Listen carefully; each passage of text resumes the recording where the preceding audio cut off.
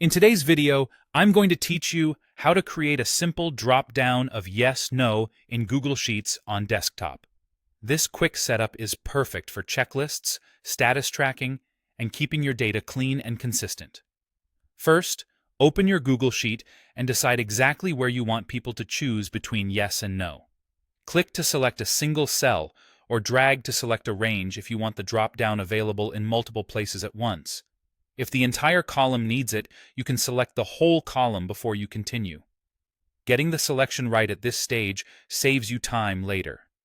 Now go to the top menu and choose Data, then click Data Validation. This opens the rule panel for the cells you just highlighted.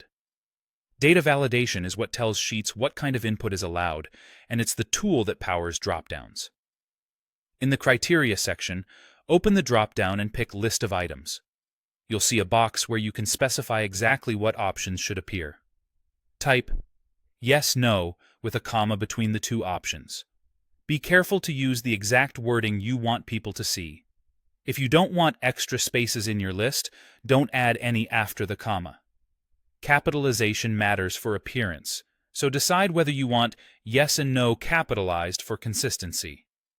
When you're happy with the items, click Save. The rule is now applied to every cell you selected. You should see a small arrow appear on the right side of those cells. That arrow is your visual cue that the dropdown is ready.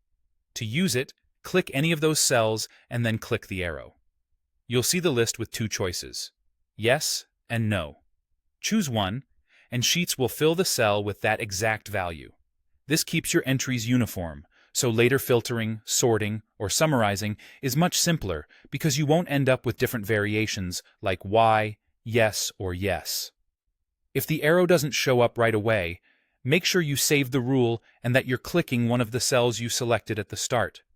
Also, double-check that your items were typed with a comma separating them. That's all there is to it. You've created a clean, reliable yes-no dropdown that you can apply to a single cell or an entire range. It's a small step that makes your sheet easier to use and your data far more consistent.